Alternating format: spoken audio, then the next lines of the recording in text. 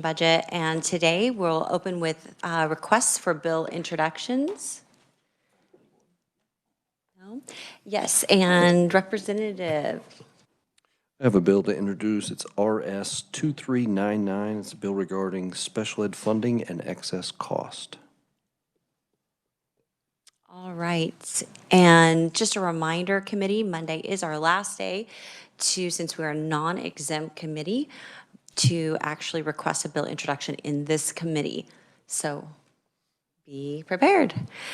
All right. So today we're going to have a presentation on the budget for the Kansas State School for the Deaf and the budget for the Kansas State School for the Blind. We appreciate the superintendent's being here today, so committee kind of organize your budgets, and we'll begin with a budget analysis overview with Amanda Prosser from KLRD. Welcome. And we are on the Kansas State School for the Deaf first, and then we'll go ahead and continue on that one, and then we'll come back for the second one. Thank you, Amanda. All right. Hello, I'm Amanda from Legislative Research, and like she said, I'll be presenting both budgets. The first one we're going to start with is State School for the Deaf, which you should have in front of you. Nice thick packet. KLRD puts this together for every agency. The first few pages provide an overview. Page 4 contains a 10-year graph displaying SGF expenditures for the agency since 2015. There's been about a $1.2 million increase, or 14%, since about 2015. This is primarily due to the language assessment program being included in the school's SGF appropriation and the statutorily required salary increases to align the teacher salaries with the Olathe School District. Moving forward, we're going to really dig into the table on page 6.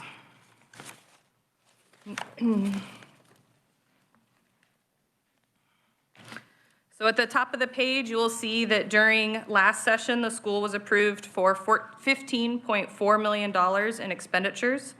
This includes items this committee heard last session, including funding for school resource officers, funding to support a parent-to-parent facilitator, funding for a school counselor, and then $2.4 million state institution building fund for capital improvement projects. That included camera surveillance upgrades, emergency mass notification upgrades, HVAC projects, including the school's gym that was without air conditioning, and remodeling the elementary school classrooms. I do want to take a moment to shout out. If you have questions ever regarding what was done last year, I highly encourage you to look at what KLRD puts out. We have 2 documents. We do the fiscal facts, which is kind of that pocketbook that has all of these things that we talk about every year, or what was appropriated. We put this out every year. And then if you need something more detailed, we do have that appropriations report that's going to outline what the agency request was, what the legislature did, what the governor did, any vetoes. So both of these documents, if you have questions for what occurred in previous years, I highly encourage you to reference them. Moving down the table, just beneath line 4, you will see that the agency in the fall submitted their budget request to the governor's office. They submitted a revised estimate of $16.2 million, including $11.2 million SGF. The revised estimate includes 2 supplemental requests. One is for the $38,500 to address the pay plan shortfall. That is the same pay plan that was approved last session. There was just some calculation differences between Division of Budget and KLRD, and so this makes up that difference. It was approved by the State Finance Council previously. The second is for the $320,000 from the State Institution Building Fund. That SIBF money is for 2 events. The first is that in July of last year, the agency had a utility service tunnel beneath a campus sidewalk that unexpectedly collapsed. The second is for funding to address the single elevator located in the Emory Elementary School building. I'm told that the elevator's motor room was destroyed by water leaking from HVAC equipment that is above the motor room.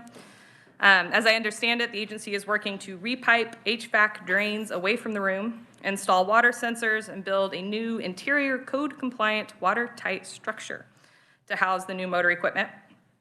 I would point out that earlier this year, the agency did present their 5-year capital improvement plan to the Joint Committee on State Building Construction, and that committee did recommend accepting the agency's supplemental request for those 2 items. At the bottom of the table, you can see the governor concurred with the agency's revised estimate. She also added $1.1 million in federal ARPA funds. This was tied to the efficiency and modernization grants from the Spark Task Force. The agency was awarded those in fiscal year 23, and it just was inadvertently left out of their revised estimate, and so the governor's office did go ahead and put that back in. I can stand for questions on 2024, or I can jump to 25. Any questions before we move on? All right, proceed.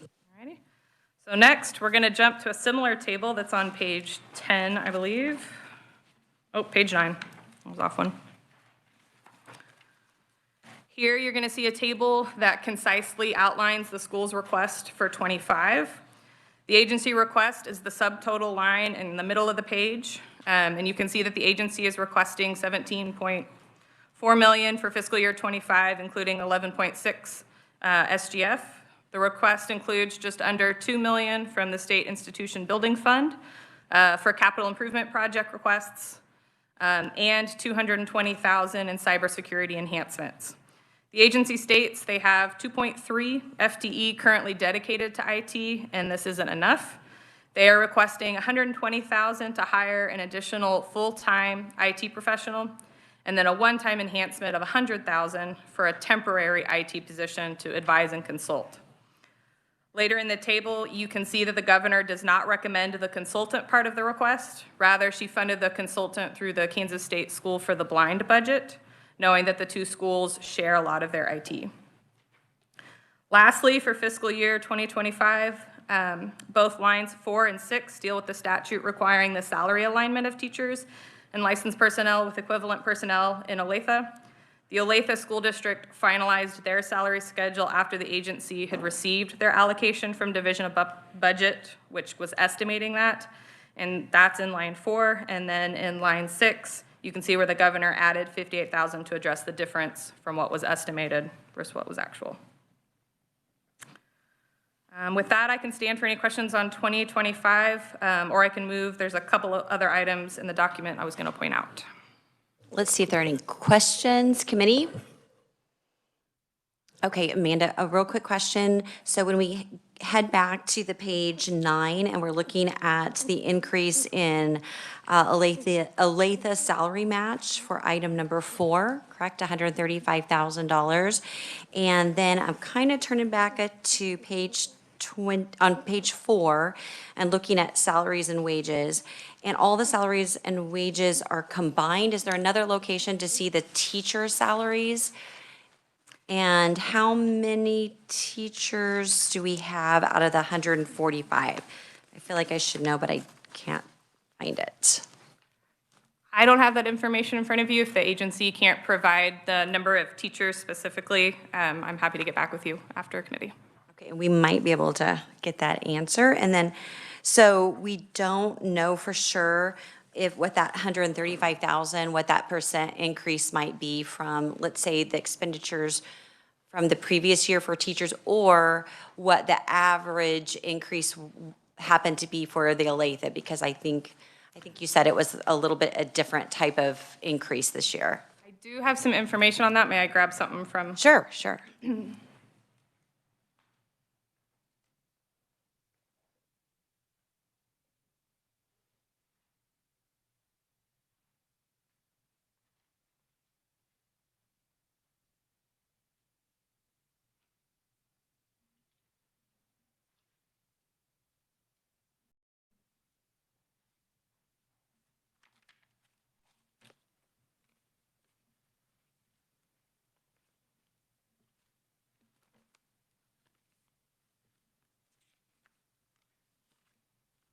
Shoot, I don't have that information with me, but I can get that back to the committee for sure.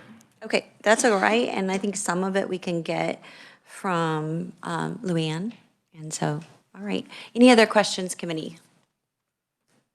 All right, go ahead and proceed with a couple other items. Sure. The last bit to point out, there's several pages that go over the specific programs that the school provides. On the very next last page, I guess, page 18. There are details regarding all of those agency capital improvement projects. As I mentioned, they are requesting the supplemental appropriation for 24 of the $320,000. And then in 2025, they have $1.96 million in enhancements.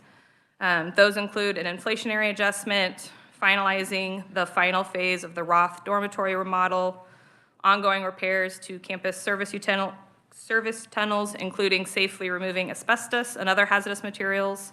They're also upgrading elevators to meet some recent code changes, replacing exterior windows, and they're also renovating their early childhood center playground.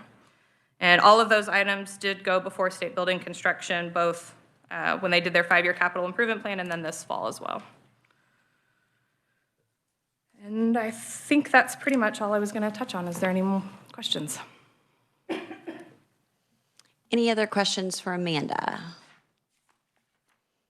All right, thank you. We'll see you again in a few minutes. All right, Luann. Luann Barron, Superintendent, Kansas State School for the Deaf. Welcome.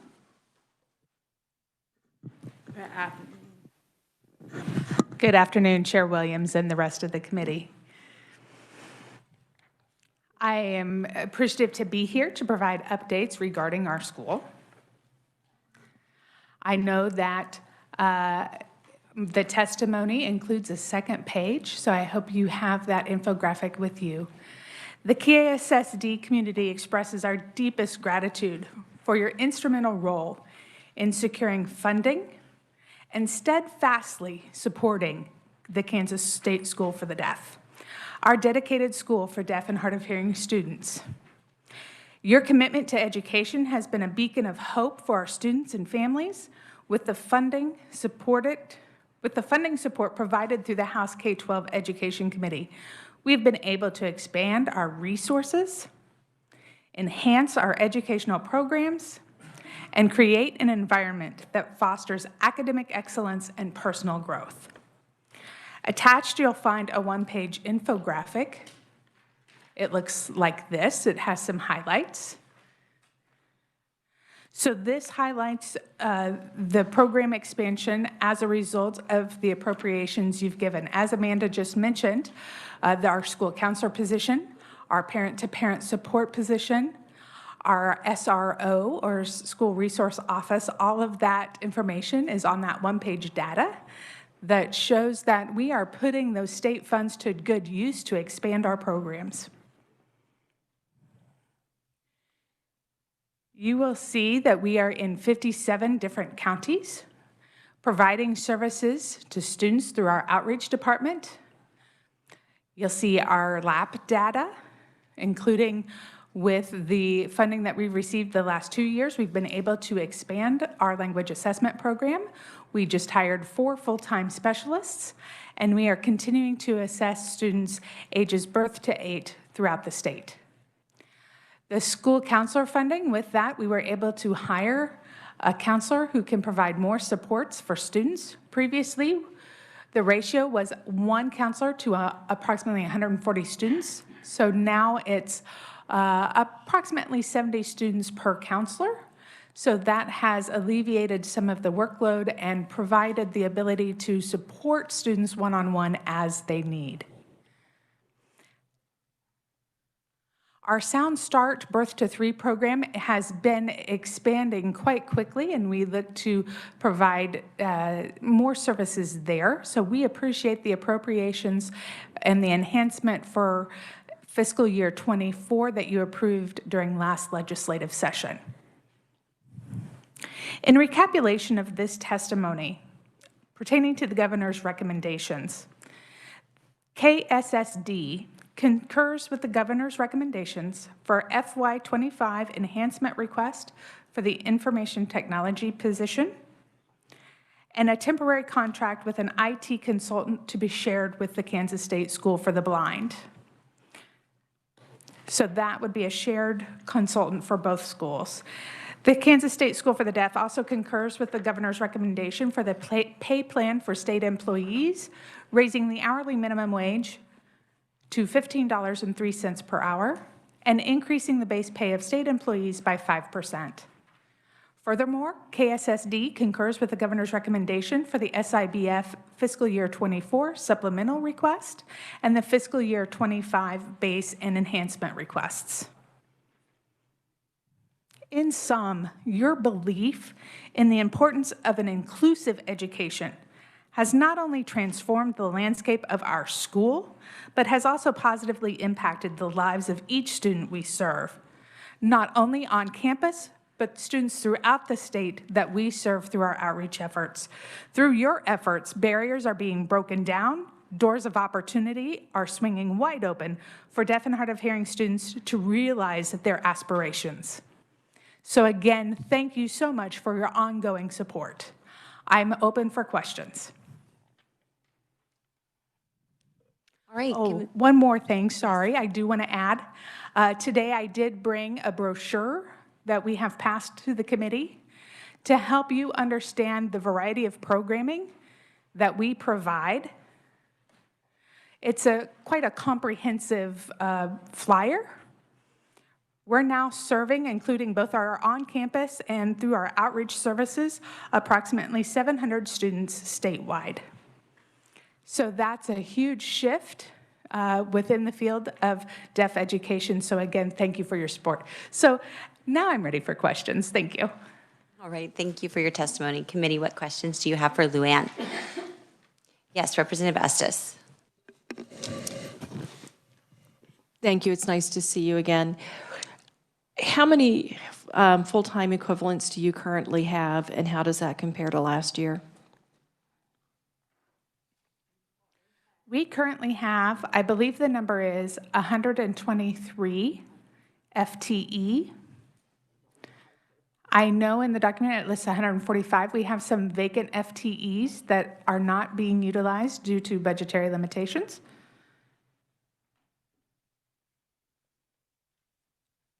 And how many were you authorized the previous fiscal year? New positions authorized? I believe. Total. Is there some question as to what the question was? I'm sorry. How many last fiscal year, not the 123 and the 145 you gave me, but the year before, how many FTEs were you allocated?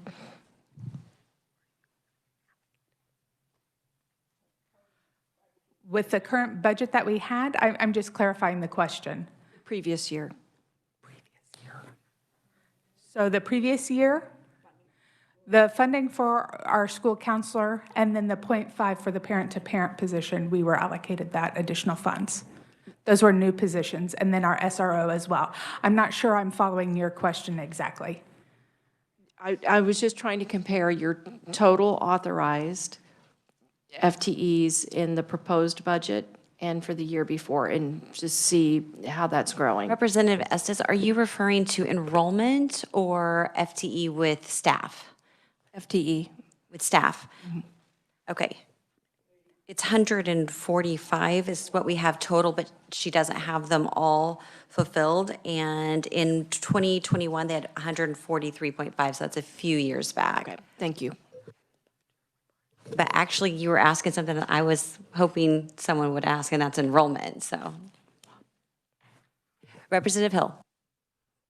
Thank you, Madam Chair. That was actually my question, was enrollment and what it compares from last year to this year.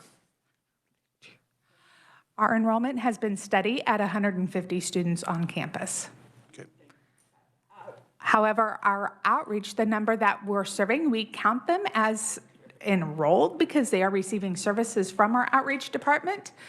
This year, we're at 589 as of from July to December 31st, and that number is growing very rapidly, especially in the birth to 3 category and the services we're providing to those youngsters. So the maximum capacity on campus is 150, is that correct, or? Well, 30 or 40 years ago, we had approximately 300 students on campus. Now with all of our renovations within our dorms, previously Our dorms shared a Jack and Jill bathroom, but we've reduced that, so our dorms now can hold 125 students in residence. In our campus buildings, we could have, our max capacity could be between 250 and 300 students. We would love to be able to attain that goal and see that increase in enrollment. Thank you. Other questions? Okay, so let's go back to those FTEs for one moment. And can you help us break that down for how many teachers? And when we're looking at the increase that's tied to the Olathe teacher salary, is it teachers' aides as well, or only classroom teachers? Thank you for that question. The Olathe Teachers Pay Scale applies not only to teachers, we have about 30 teachers, certified teachers, but it also includes certified staff in related services, such as counselors, social workers, speech language therapists. However, it does not include paraprofessionals or dorm staff. It also does not include nurses or interpreters. It doesn't include administrators of any kind. Only certified staff. Okay, thank you. And do you happen to know what that percent increase is for those teachers? I know Amanda has those numbers. I know there was an average increase of about 1.6%. Okay, all right. I know that in the past, Olathe has had 2.5% increases and 5%, and so I was just curious if it came out clean like that. But we will definitely Fluctuates. Yeah, it fluctuates by the year, but we'll just check on that. Also on the language assessment plan. I think I brought additional information with me if you want me to share. Do you want me to check my notes? You can actually just provide that with Amanda later, and if she doesn't have what she needs, then you can provide that to Amanda, if that will be okay. I will do so, Madam Chair. Okay, so Jennifer, you want to have Amanda just share that with us real quick? I did find the average pay increase for both schools. Their HR person, salary person, reached out and said that it was about 2% for fiscal year '24, and then about a 3.6% average increase for 2025. All right, great. So that would be for 30 certified teachers or certified staff. Yes. Okay, so that's a total. I believe Amanda has a complete list of individuals who are certified in terms of our certified staff. I'm not sure of that number off the top of my head. Okay, all right, thank you. And then the last question is about the language assessment plan. We spent several years talking, debating about that, whether it was in the governor's budget and then wasn't, and in and back and forth. And finally, we do have it. And I know ultimately the goal was to serve up to 700 students, I believe, by this year, 2024. And you said we're up to 500. I was curious if, and I'm probably missing it, if there was any more detail on the language assessment plan, how that's going, how the number of FTEs related to the language assessment plan, and because I do have the breakdown initially from that, and so do we have an update on that? I want to clarify that the language assessment program is for students aged birth through 8. We're currently serving students birth through age 21, so that number is higher. So students aged birth to 8, that number is lower. As I mentioned, we just hired 4 new lab specialists this recent summer. So right now we are gearing them up for this intensive training. We want to ensure that our 4 new specialists perform assessments appropriately, and so they have not yet done many, but they will be. Last year we had 133, and so far this year we've completed 56, but we have more assessments lined up. In birth to 3 category, that number is growing. In the 3 to 8 category, it's a slower build, it's a slower process, because we had to ensure that all deaf and hard of hearing children in school districts are supposed to be assessed, and we need to ensure that school districts understand that and that they are referring children for assessments, and we're not there yet. As I said, we just hired these 4 new staff that began in August, so we'll have a clearer picture in terms of numbers next year for you. We are still in the implementation of the program as it is growing and new. Luann, we don't want you to do too much extra work because you have plenty already, but would it be possible so that we could better understand the progress of the plan you said the language assessment plan was 0 to 8, and originally it kind of scaled from phase 1 of 20 students to 64 the next year's, 250, 400, and 772. If those were all 0 to 8, would it be possible if you provided Amanda just a little chart, a 1-page chart that shows who has received those services, or basically the review of that, the assessment, and how many, you said you've added 4, and just a brief 1-page review of the plan. All right, I will do that. All right, thank you. All right, committee, if there are no other questions for Luann, thank you very much. Yes.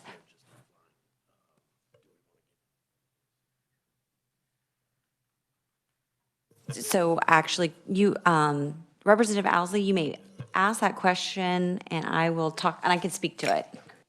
Thank you, Madam Chair. And thank you for the update. We have a member on the Appropriations Committee who is often in question of IT consultant and the engagement of the OITS. So on the enhancement request of the $100,000 for the one temporary consultant service, was OITS involved in those conversations?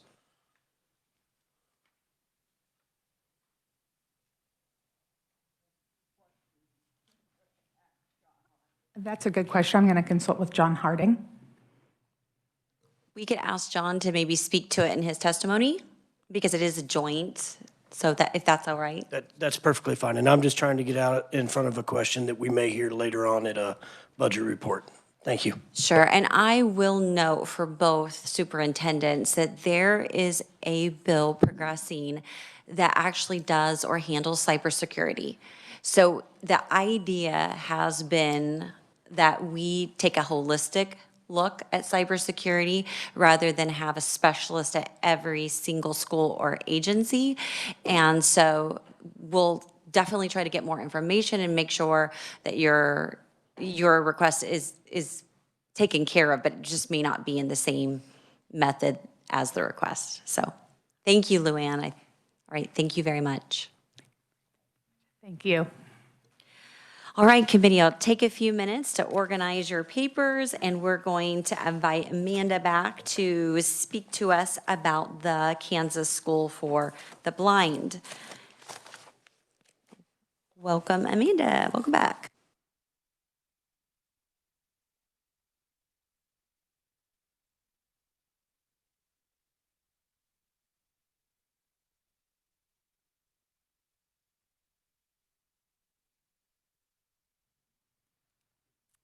Amanda, Legislative Research. Similar to State School for the Deaf, we're now going to look at State School for the Blind, a very similar document. Behind me, we do have John Harding, who's the superintendent for the school. We're going to jump again pretty much to page 6, it looks like.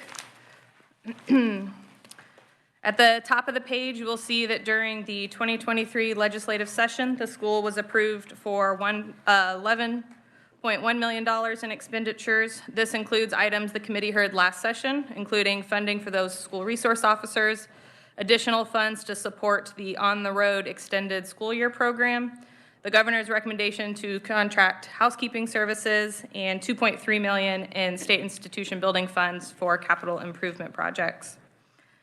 Moving to the middle of this table, you can see that in the fall, when the agency submitted their budget request, they submitted a revised estimate of $13.3 million, including just under $7 million SGF.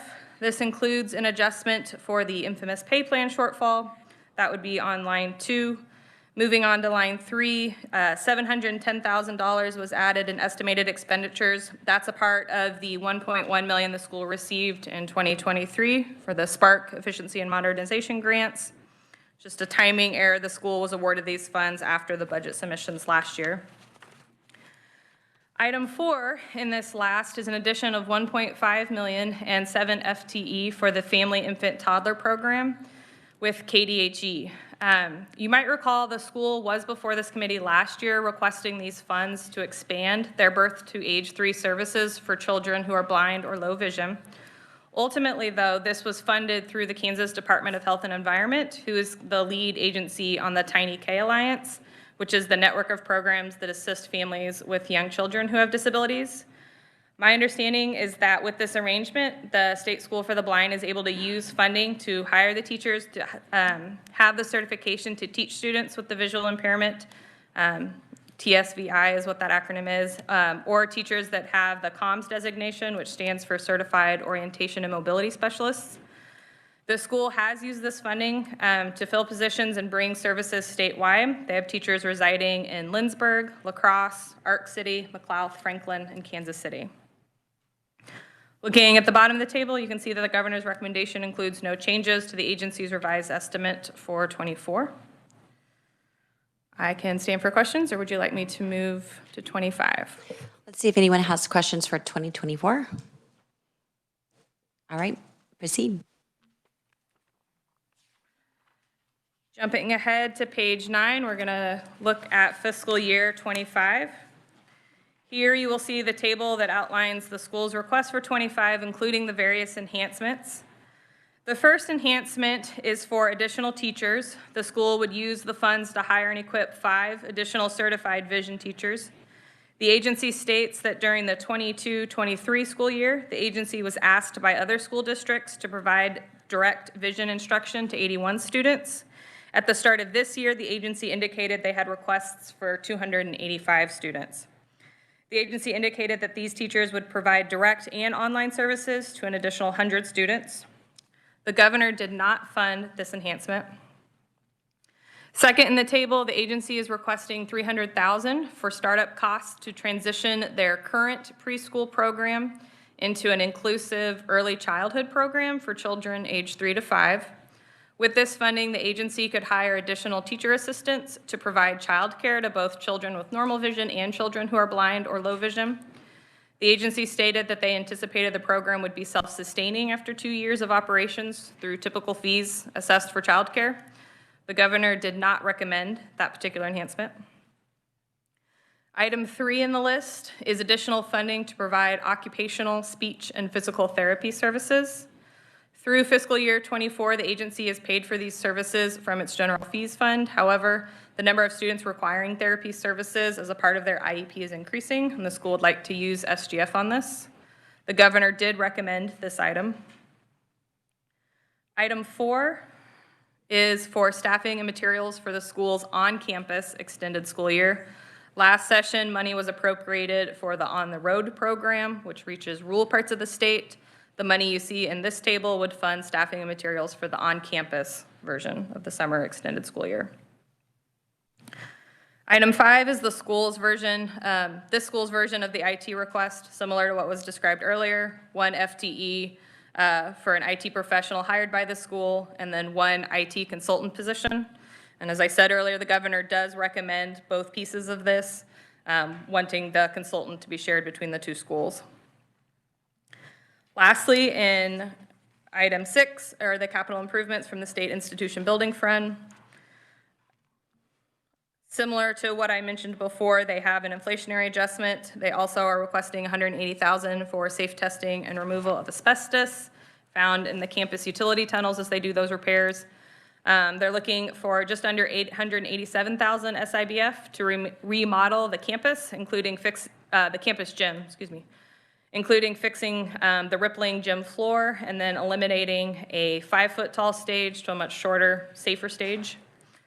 The capital improvement enhancement includes just under $525,000 for the final phase of an HVAC replacement project in the Vogel building, $250,000 to upgrade LED lighting in the Edlin dormitory, and $256,000 to replace windows in the school and dorm buildings, including putting safety shields on the ground floor windows. All of that information is the back of this document in the capital improvement section.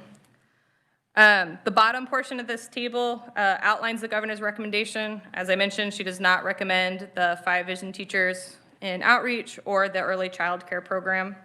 And then she also adds just over $93,000, again, for that Olathe pay parity teacher plan, payment plan. I think that includes what I wanted to cover. Are there any questions? Committee questions for Amanda? Yes, Representative Owsley.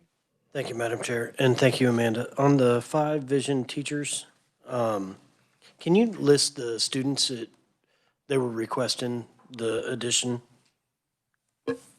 That those teachers were being requested for? You said so many students in person, some online. Yes. Is that in our packet somewhere?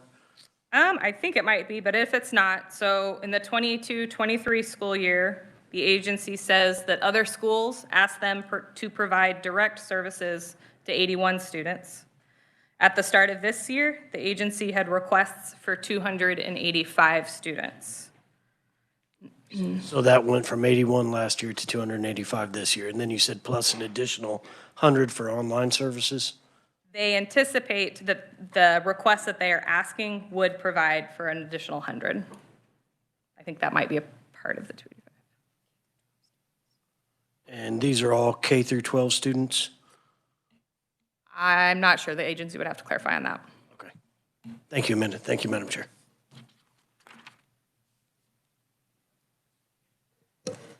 Okay, and so kind of piggybacking on that, the agency requested the 5 additional on top of the 7 that went through the Kansas KDHE's budget for the same types of services?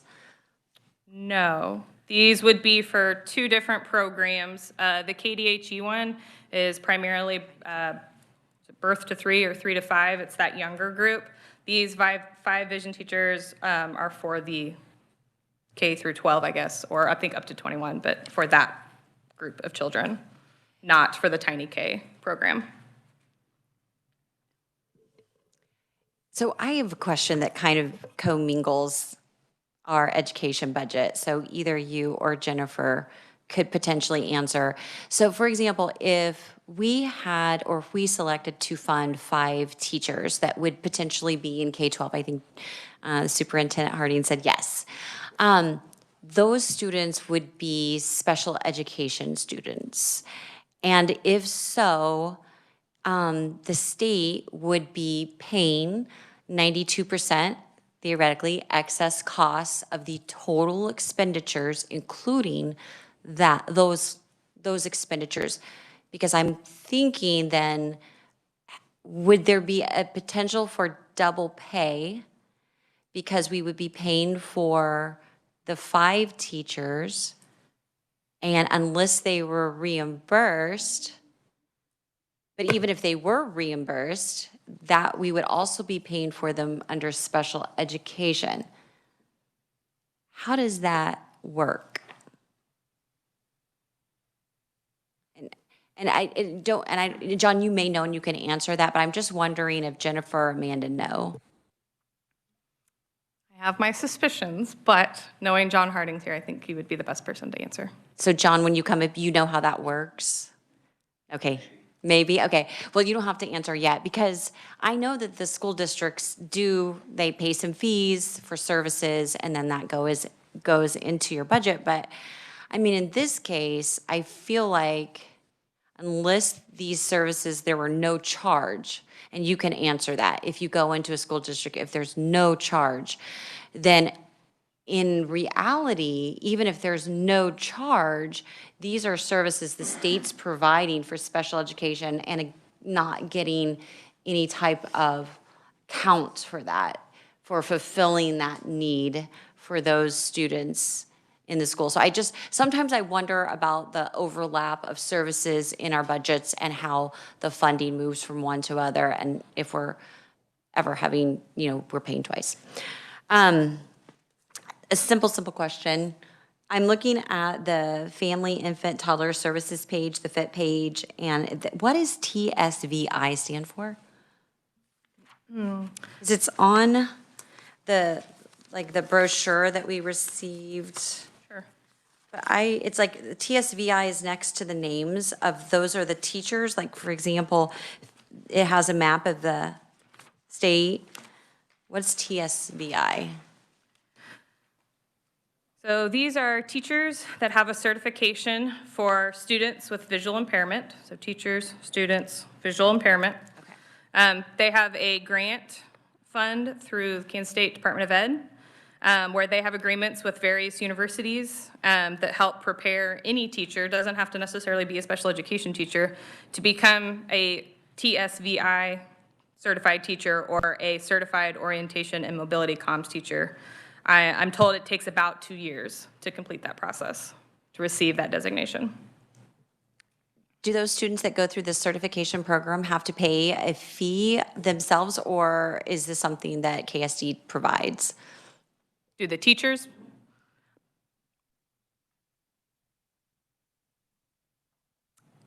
Couldn't answer that. I'd have to get back to you. Okay, sounds great. Any other questions? Yes, Representative Estes.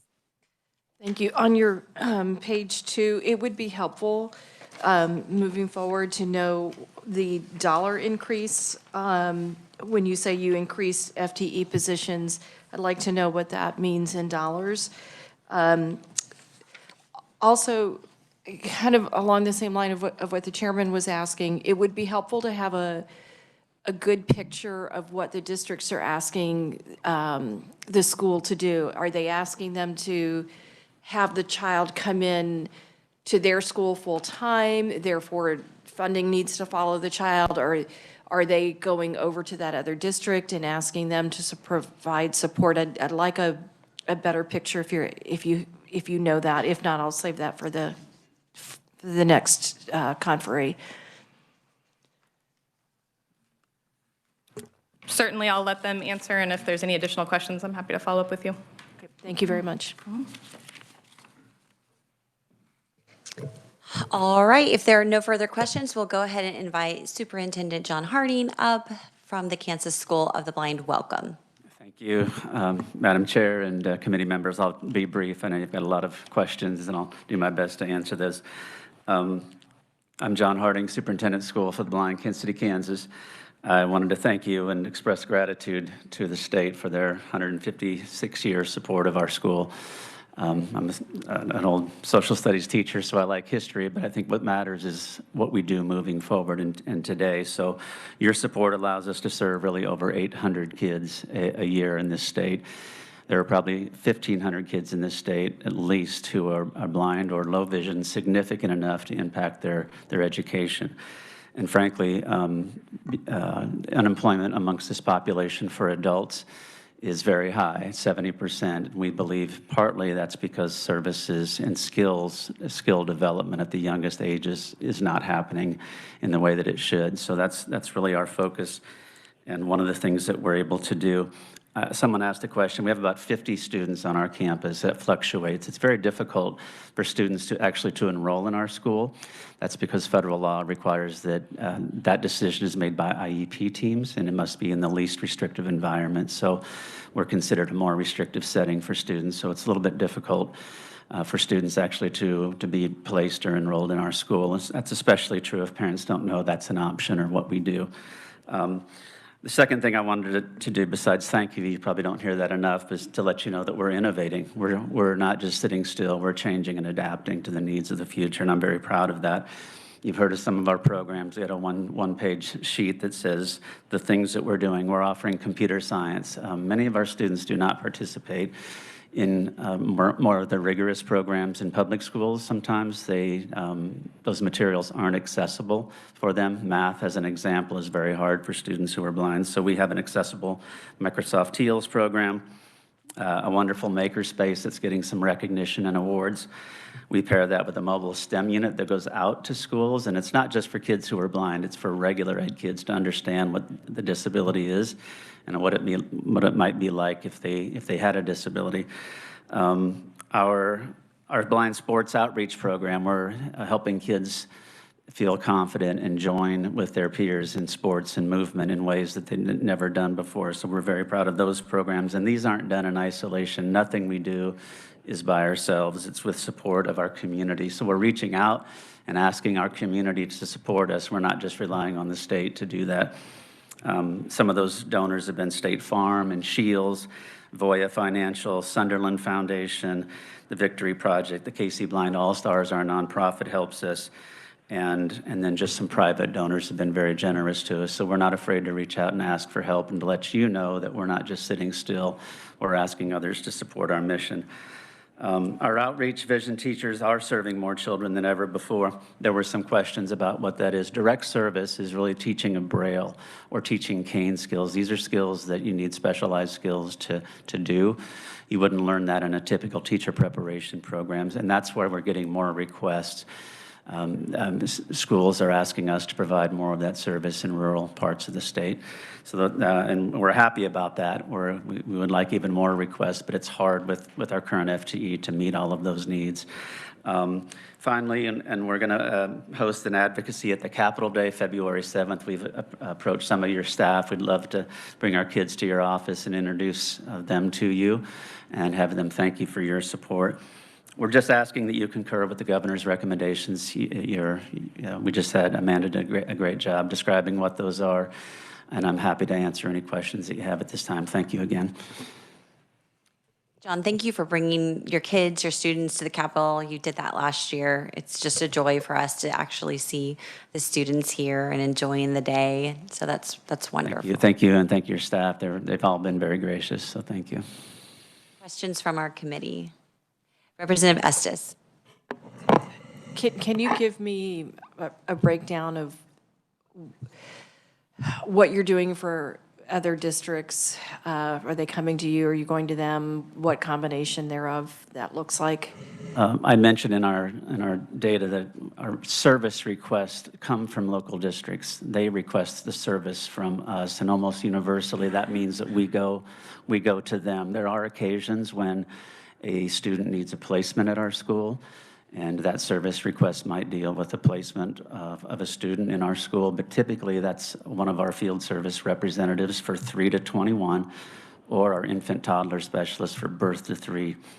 The infant toddlers are working with infant toddler programs, have wonderful programs, wonderful teachers, but they're not vision specialists. The 3 to 21 is our field service outreach, and that was started probably back in the late 2000s.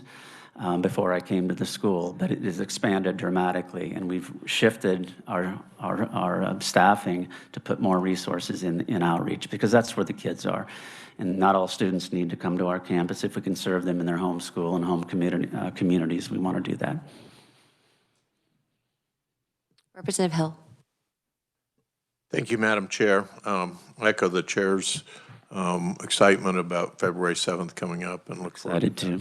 And I'm having a little bit of a challenge getting around the services that you provide in schools, the financial aspect of that. Are you reimbursed for districts to provide services in the school? Representative, that's a great question, and I came to the school in 2013, and the school has always offered free services for students who are placed in our school to parents.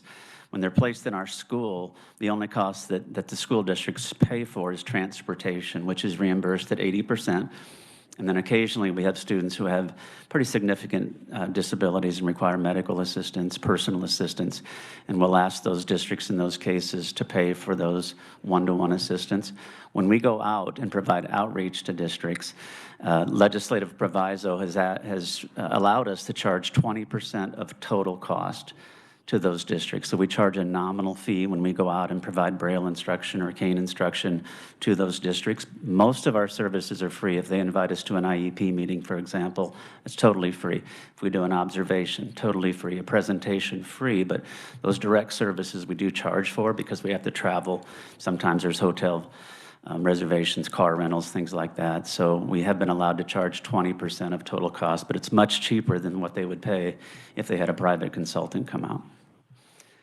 And one other question, if I may, on the 15% on, and I was going to ask this question earlier, where did that number come from? Is that just a number you estimate on changes in operating costs? Is that where that's coming from? Or I apologize. What, 15%? I missed that number. inflationary factor that I forget what line it's on, but Yes, apologies. I think that relates to our SIBF, our operations side. So when we have a new roof or new windows or any construction work that goes on, those contractors those costs increase about 15% or more every year. And our director of operations asks for that because without that increase, then we can't replace those windows, or we have to make, sometimes significant compromises on what we can get done with those dollars. So, one last question, if I may.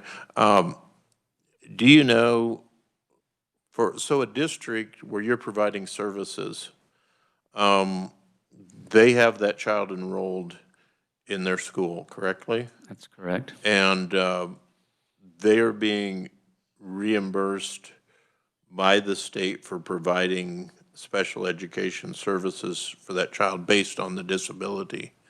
Are they being funded for what you're providing as well? I'm not an expert on that. I think what they're actually getting reimbursed for is for the teachers who provide services to those students, not the students themselves. And so if they do not have their own vision teacher, a few districts do have their own vision teacher. Many of them cannot provide that service, so they reach out to us, and that's the instance where we go and provide more of those direct services.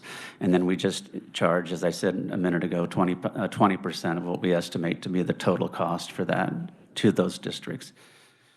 So what you're saying to me is that a district that could not provide the fulfillment of the IEP at the local level would reduce the amount that they would require for teachers since they don't have them?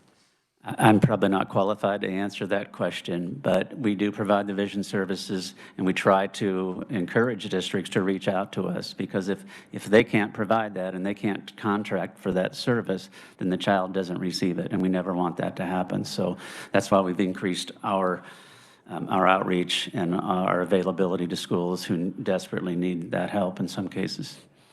Thank you very much. I didn't actually expect you to be able to answer that question, so thank you very much. And Representative, I'm not 100% sure I got your question completely, but if they're not contracting that teacher, they're not hiring that teacher, I don't think they get to count that teacher for their teacher entitlement. Is that what you're kind of checking into?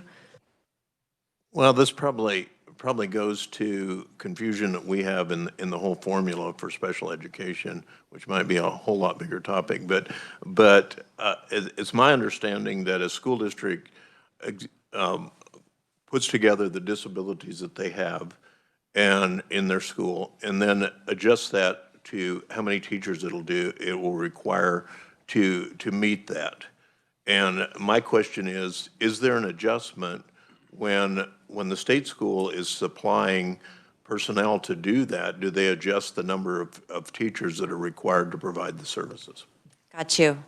And I see Gabrielle kind of just itching to talk, but that is a great question that maybe you can clarify, because there would be a lot of contract services where you might be paying a portion, in this case 20% of the cost of what that would potentially cost.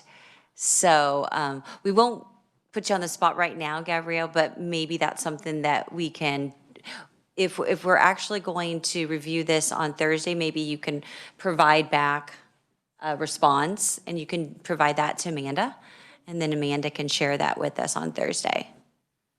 Other questions? Representative Owsley. Thank you, Madam Chair, and thank you. And if I'm following this conversation, it sounds to me like if you guys are providing the services at 20% of estimated total cost to other districts, then this is a deal for the state. That if you guys are able to provide that service to our other USDs, and they don't have to go to private contracting services, that's the reimbursement rate that the state's going to pay that district is 20% of estimated cost. Well, 92% of 20%. Anyways, my question, back to the OITS. And I only asked that just to try to get ahead of an appropriations question. I could see it coming, so I would just ask if there was any involvement or engagement with them on the IT consultant. Yeah, thank you, Representative. Good question. As you know, the Legislative Post Audit did a study, and they encouraged the agency leads to take security seriously. The agency we've worked most closely with is KSO, and Kansas Information Systems Organization, perhaps. Forgive me if I have it wrong, but they had recommended some approaches and strategies that wouldn't cost a lot of money. Password security training, for instance, security awareness training. They have modules. Just this week, we're sending those out to our staff. And then they want an incident response plan, some policies to say what happens if there is a mistake or an error. So we're trying to be diligent about that and not request a lot of money. I think we're always open to help and assistance wherever it comes from. I'll just say that. That's good enough for me just to know that those conversations were taking place, and I will carry that information with us as this report moves forward. Thank you. So interesting that you did have conversations with KSO and that they recommended a consultant that would be shared between the two schools for 1 year, and that's not cybersecurity, correct? It's or it is a little bit because they want you to have established systems. Is that what I'm understanding? I think we requested it simply because our own staff, working with two agencies, they struggle with 10 acres on our campus, and I think School for the Deaf is even bigger just to maintain the infrastructure for servers and switches and that sort of thing. They don't feel like they have confidence with cyber attacks and some of the things that are going on these days. So again, what matters to me is that our kids and our staff are safe, that we're protecting information. We're doing the very best we can on our own. But if we could get a little more assistance or more expertise, we'd welcome that in whatever fashion it comes. Okay, I understand the cybersecurity. I'm more curious about the IT consultant. It doesn't specify in the report if that's cybersecurity or it's just additional. And then if it is just additional assistance, how many IT officers do you currently have at your school? Give me a minute to think about that, Madam Chair. I think we have one director, and Luann can probably help me out, and then there is one staff at each school, and then we share a staff member, and I think that's it. Is that correct? Two. Okay. So there are two at KSDE plus a director, and then there's one at School for the Blind, and then I think we share one. There's an 80-20 split between one of our staff. And I think the sense is that they are struggling just to keep up with the needs of servers and the internet and to keep things going. We have pretty fragile infrastructures. You know, some of our buildings are old, electricity goes out, and they're struggling just to keep up on the non-security side. That was what the request was for. Okay, so just so I can be sure I understand, there's 3 at the Kansas School for the Deaf, counting the director, and you have 1, and then there's an additional one that you share. And what is that shared position? We have a couple of shared positions. So one is 80-20. That's a staff member. And then we have a director that's 50-50. And then we have one is basically full-time at our school. And then Luann, I think, said she has.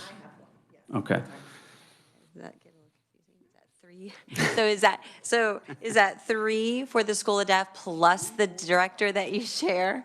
Is that right? I can only answer School for the Blind. What we have is. One is- plus a shared. Exactly. In the 80-20. Okay.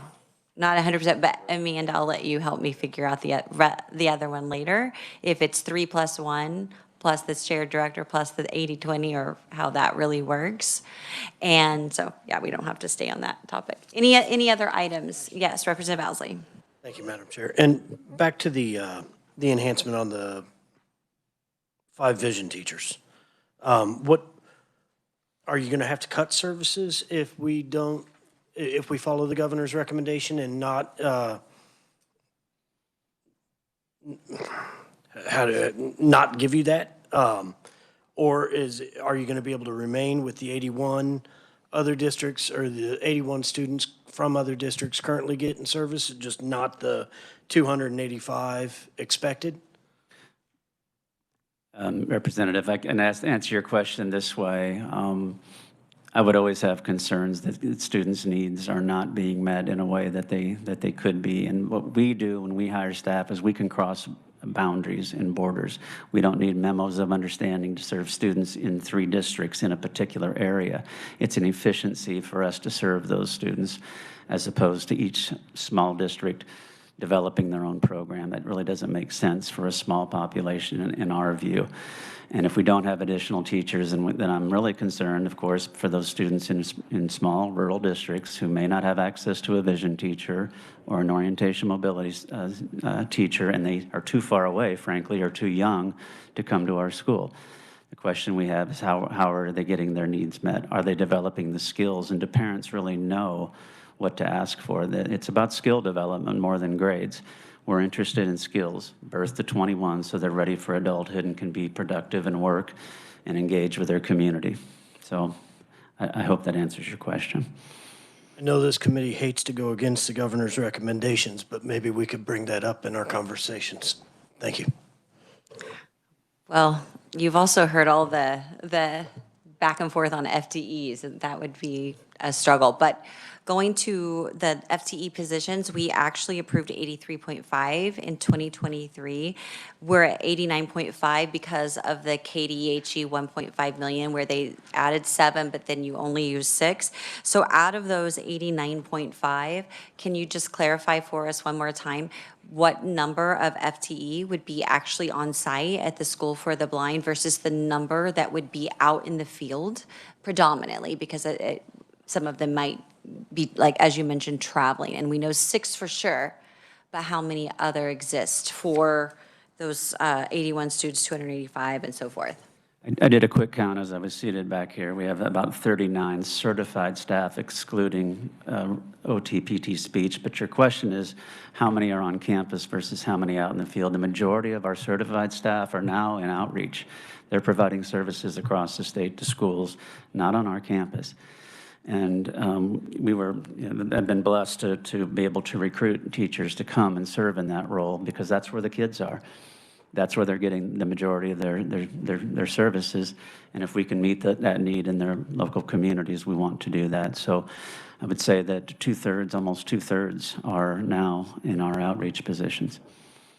Okay, so 39 are the certified staff that are in the outreach? No, that's total. That's the total, but 2/3 are outreach. Approximately. I can give you exact numbers. Did you have any? Okay. Well, you have to remember that you have staff for the dormitories, for security, for maintenance, for IT. Sounds like there's quite a few IT. Well, not at your school. But I do have like an FTE sheet, but did you want to ask? Okay. Okay, I think what we were just discussing here, since it wasn't quite, was just that out of the 89.5 FTEs, we've got almost half that are certified teachers, and then the other half are support. Does that sound about right? It's fair. Okay. All right, committee, any other questions? Okay, well, feel free to speak to any of our committee members. Let us know of anything else that might be going on. We look forward to seeing you on February 7th, but we might also see you on Thursday. Is that correct? Happy to show up Thursday as well. Okay. Committee, I don't believe we have anything else on our agenda, and so we are adjourned.